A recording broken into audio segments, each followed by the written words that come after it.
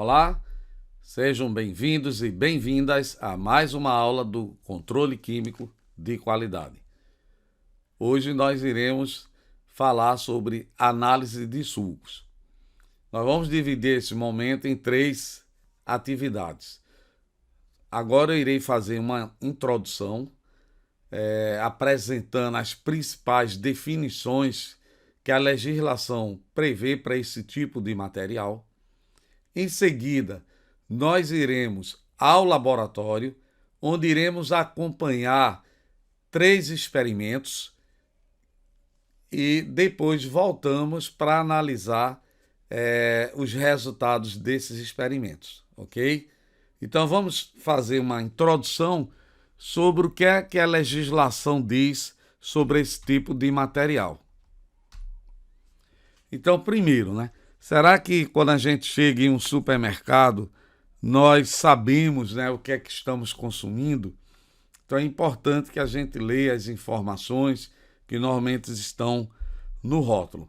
Eu coloquei isso aqui como curiosidade, que é um produto bastante comercial e que é conhecido, com essa característica de sabor de uva. Entretanto, na própria composição do material, diz que é um refrigerante, aí vamos ver o que é definido como refrigerante, misto de maçã e limão com aroma de uva e com baixa caloria, ok? Então, na verdade, sabor uva aí está bastante distante. Então, nós temos uma legislação que é aplicada no país, onde através de instruções normativas, nós temos as características do que é definido como suco, polpa, um refrigerante, um xarope, um preparado sólido, um preparado líquido. Então, nós temos uma legislação onde há classificação desse material que a gente encontra no dia a dia aí nos supermercados e em mercados. Então, primeiro, o que é definido como uma bebida? Então, é o produto de origem vegetal industrializado para consumo humano e em estado líquido. Então, isso é definido como uma bebida. Também é classificado como bebida polpa de fruta, xarope, preparados sólidos e líquidos, fermentados alcoólicos de origem animal, destilados alcoólicos e bebidas que sejam elaboradas com a mistura de substâncias de origem vegetal e animal. Então, é uma classificação bem geral do que é definido como bebida. E aí eu tenho a classificação do que é uma bebida não alcoólica e a bebida alcoólica. O que vai diferenciar é o seguinte: o que é considerado uma bebida não alcoólica é que a graduação alcoólica é inferior a 0,5%, que pode ser bebida não fermentada não alcoólica e bebida fermentada não alcoólica. Posso ter os 2 tipos. E temos o que é classificado como bebida alcoólica, que é aquela que a graduação é acima de 0,5% até 54% em volume. Então, isso é considerado uma bebida alcoólica. Agora, vamos ver o que é que a lei define, qual é a definição geral do que nós classificamos como suco ou sumo. Então, primeiro, é uma bebida não fermentada, não concentrada, não diluída e que é destinada ao consumo, sendo obtida por processos tecnológicos a partir da fruta madura e sã, e deve ser submetida a um tratamento que assegure a sua conservação até o momento do nosso consumo. Então, essa é a caracterização do que é um suco. E acrescentando mais aquelas características gerais, não podemos ou não poderá ser adicionado aromatizantes, corantes artificiais, nem substâncias que sejam estranhas a fruta ou parte do vegetal de origem. Agora, o suco ele pode ser adoçado, quer dizer, pode ser adicionado açúcares na quantidade máxima fixada para cada tipo de suco, em geral 10% em peso.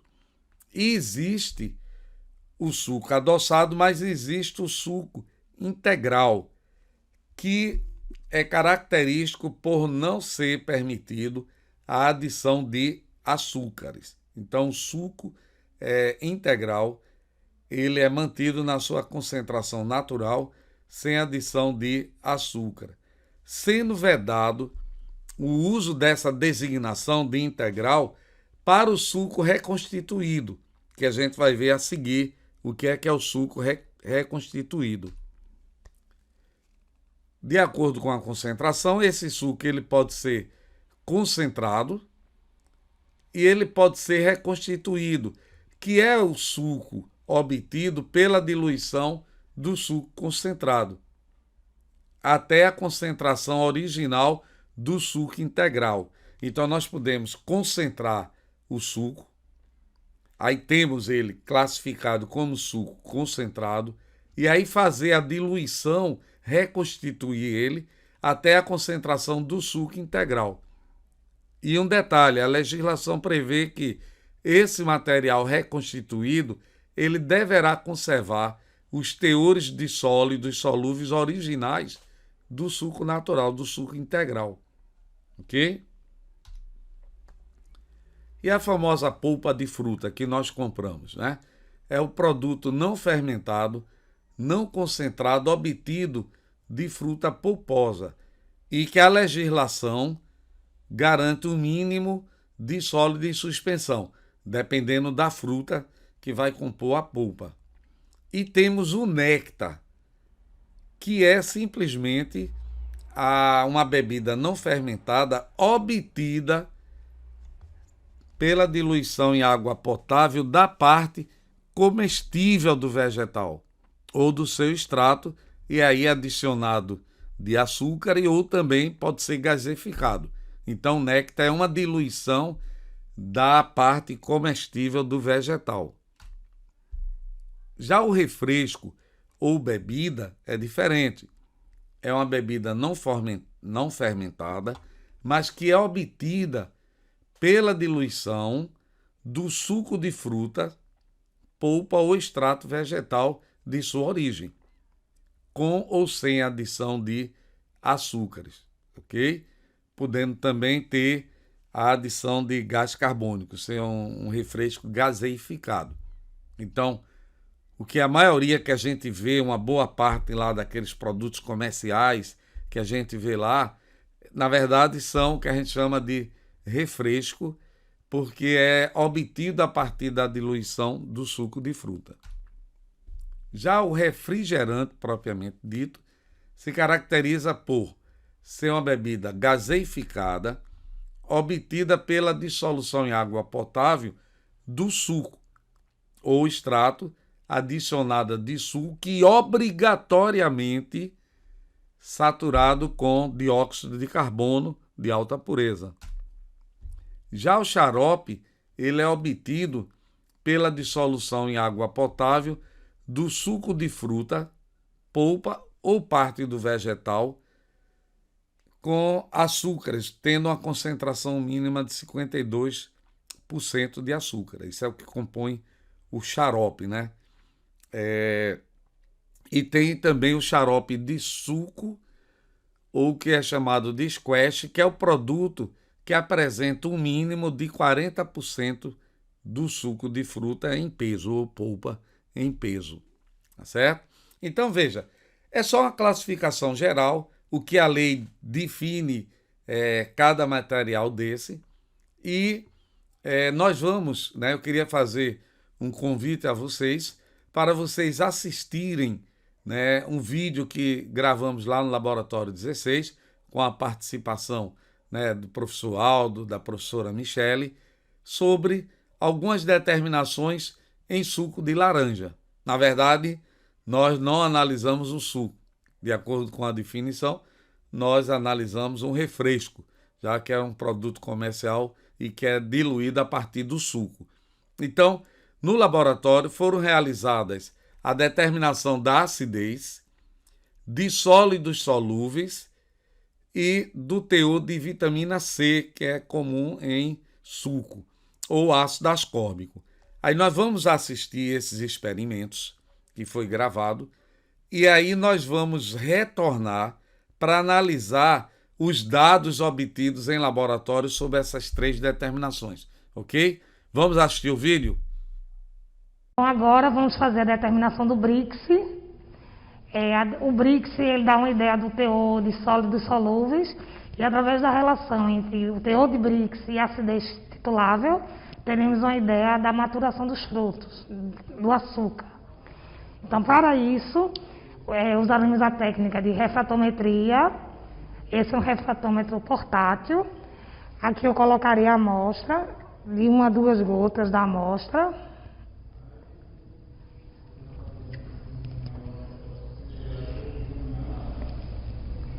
E o refratômetro ele vai ser posicionado contra a luz para que a gente possa determinar o teor do Brix.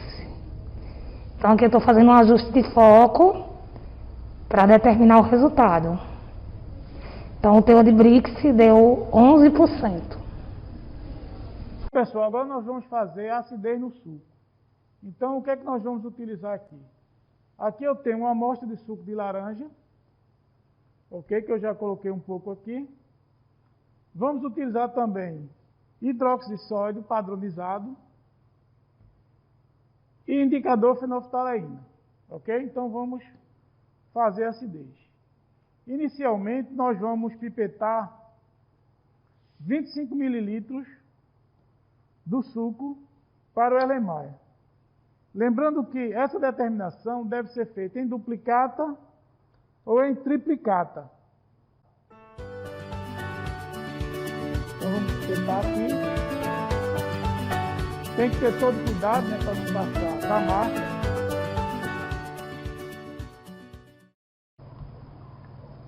Muito bem. Então agora nós vamos acrescentar 100 ml de água destilada. Eu já coloquei aqui água destilada, 100 ml. Vamos acrescentar para melhorar a visualização. Ok? Lembrando que, agora eu vou titular, a coloração ele deve mudar para rosa, né? Se a solução fosse incolor, por exemplo, fosse um suco de limão, aí viraria para incolor, para rosa, né? Mas nesse caso, veja que o suco é amarelado, então não vai ficar rosa. Mas você nota bem a viragem. Então agora nós vamos acrescentar aqui, ó, fenolftaleína. Vamos acrescentar 3 gotas de fenolftaleína.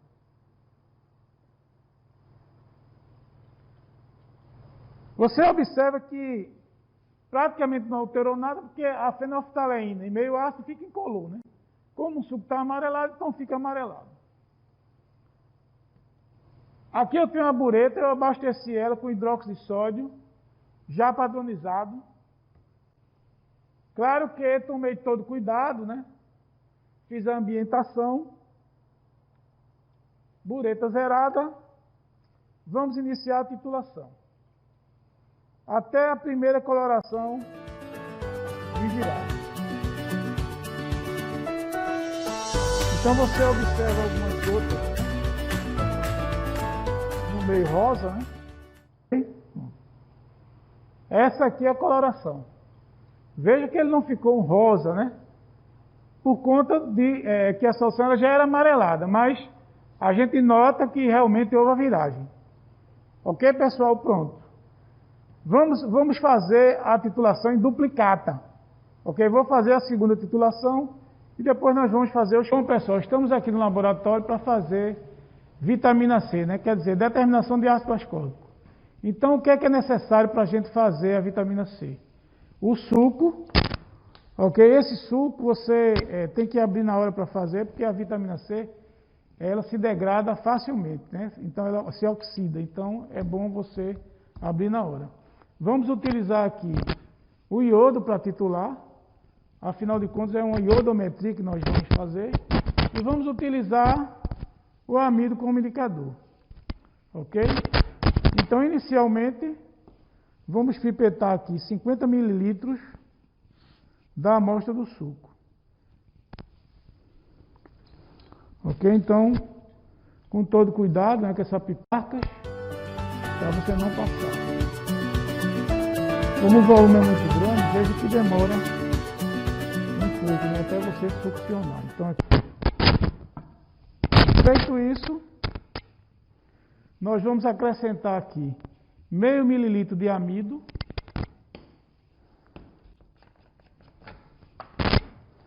Como eu falei para vocês, o amido, né, ele deve ser guardado na geladeira, né, que ele se degrada fácil. Então aqui, vamos colocar meio mililitro de amido, ok?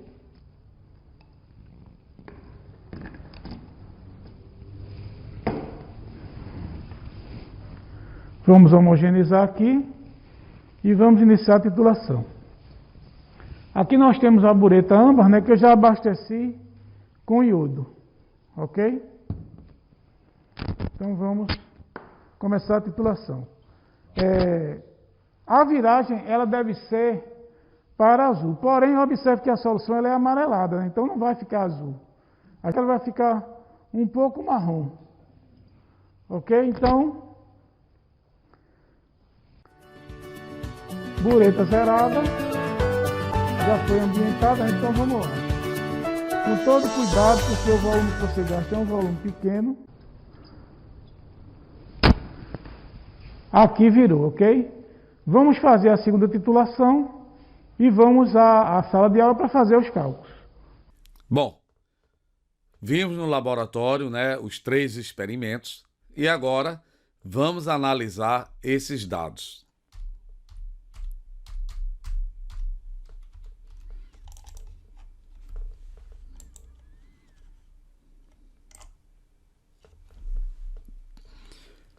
Então, estivemos no laboratório, gravamos, né, e vocês tiveram a oportunidade de ver e discutir essas 3 determinações: a acidez, sólidos solúveis e o teor de ácido ascórbico, ok? Então, vamos analisar os dados obtidos. Então, nós analisamos uma diluição, né, de suco de laranja, mas que é um produto, né, que o Brasil é um grande produtor mundial, e é largamente consumido tanto no mercado nacional como internacional e, em geral, está associado a um baixo custo de produção, uma boa aceitabilidade do material, fácil acesso ao público e com relação às questões, né, nutricionais das frutas e sucos naturais. De acordo com o FDA, o suco de laranja, né, possui nutrientes suficientes para ser considerado um alimento saudável, além de possuir quantidades de sódio, colesterol, gordura, que está dentro do padrão de recomendação diária para o ser humano. E os principais nutrientes associados ao consumo de laranja, nós temos vitamina C, vitamina B, potássio, fibra, e sabemos da fonte, né, excelente fonte de vitamina C que se constitui a laranja. Como eu coloquei logo na introdução, né, nós temos instruções normativas e a instrução normativa 37 de 2018, né, do MAPA, tem uma série de regulamentações para várias frutas. Eu destaquei aqui, né, o regulamento técnico para fixações dos padrões de identidade e qualidade para o suco de laranja.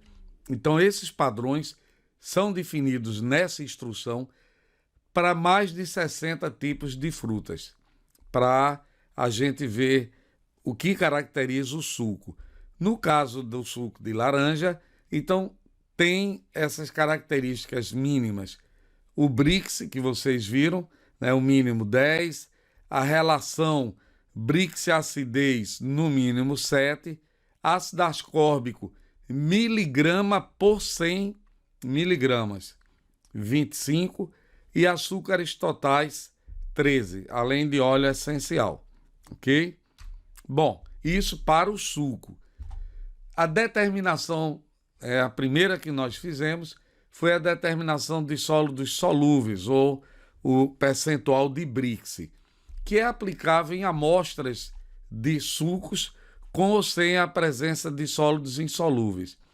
E a determinação, né, de sólidos solúveis, ela é estimada pelo índice de refração. Os sólidos solúveis, que são chamados de Brix, são indicativos da maturação de alguns frutos e vão indicar a quantidade de sólidos que estão dissolvidos no suco, sendo constituída, a maioria desses sólidos está associada ao teor de açúcares. Na indústria ou na agroindústria, esse parâmetro é muito importante para o controle da matéria-prima, que vai dar origem ao suco, e como também a qualidade do produto final. Vocês viram, né? É uma medida simples. Nós temos um refratômetro portátil, já na escala de Brix, e estando o prisma limpo, colocamos 2, 3 gotinhas do material ser analisado, fechamos e olhamos por essa ocular que tem a escala de Brix contra um fundo iluminado. E aí ele se destaca, né, em 2 partes, onde nós podemos ver na limitação da escala qual é o Brix daquele material. Essa foto aqui grande à esquerda é a foto daquela leitura que foi realizada no laboratório, onde tivemos um Brix de aproximadamente 11%. Então, análise simples e que vocês tiveram a oportunidade de assistir o vídeo, ok? Determinação da acidez titulável em ácido orgânico. Então, é basicamente, né, um parâmetro que compõe o padrão de identidade e qualidade do produto analisado, conforme eu coloquei os valores daquela instrução normativa para um suco. Nós analisamos, né, um suco diluído, onde nós vamos titular, né, na laranja o principal componente ácido do ácido cítrico, é um ácido tricarboxílico, é um triácido, e vamos fazer a sua neutralização com a solução de hidróxido de sódio, obtendo citrato de sódio. O cálculo é simples, nós titulamos 25 mililitros da amostra, né, foi detalhado lá no experimento, foi titulado com a solução de hidróxido de sódio 0,1 molar, ou 0,1 normal, o fator de correção, o volume da amostra. Então nós temos essa fórmula, o volume gasto na titulação, a normalidade, o fator. Esse 0,064 é o fator de equivalente grama do ácido cítrico, já que estamos trabalhando com normalidade. E VA é o volume da amostra que foi tomado para a titulação, no nosso caso 25 mililitros. Substituindo o valor médio das titulações em repetição, 16,8, vezes a concentração, o fator da equivalente grama, vezes 100, dividido por 25. Isso dá 0,43%. É o valor que nós encontramos para o material analisado, ou seja, 0,43 gramas por 100 mililitros. E agora, um parâmetro importantíssimo, que é a relação dos sólidos solúveis que nós medimos com o Brix e a acidez total que nós acabamos de demonstrar. Essa relação é uma característica na determinação do sabor e na textura do fruto. Na verdade, é essa relação entre o Brix, que tem a ver com o teor de açúcares dissolvidos, e a acidez, que tem a ver com o caráter ácido. Desse balanço, nós vamos ter o sabor característico do fruto. É um indicador sensorial e comercial de maturidade. Ora, no início da maturação do fruto, nós temos um teor de ácido maior, devido, né, à pouca maturação do fruto. Então ele tem um sabor mais ácido nessa fase. Com a maturação, os ácidos dos frutos são degradados, o teor de açúcar aumenta e essa relação atinge um valor maior. Então, esse parâmetro ele é aplicado para suco de frutas integrais e polpa de frutas, que representa, né, o sabor do fruto. Então, a relação do Brix e a acidez para os valores que nós tomamos como obtivemos para o refresco analisado, 25,54. Nos Estados Unidos, essa relação mínima desejável para maturação está na relação de 7,9 para 1. Essa relação Brix e acidez. Em climas tropicais, a colheita da fruta ela vai começar quando o nível mínimo dessa relação é atingido e os frutos têm uma coloração verde amarelada em não mais do que 25% da sua superfície. E o último parâmetro foi o teor de ácido ascórbico, a vitamina C, importantíssima, né, para prevenção do escorbuto, né, que é a carência da vitamina C que vai produzir, e que além de fadiga, sangramento e má cicatrização, tá certo?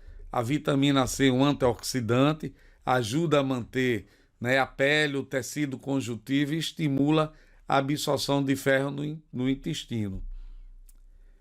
Uma aplicação, né, agora um detalhe, né? Ela é hidrossolúvel, termolábil e se decompõe, né, rapidamente oxidada quando exposta ao ar. As titulações redox são amplamente, né, utilizadas com o iodo para a determinação do ácido ascórbico, que foi a metodologia que nós utilizamos.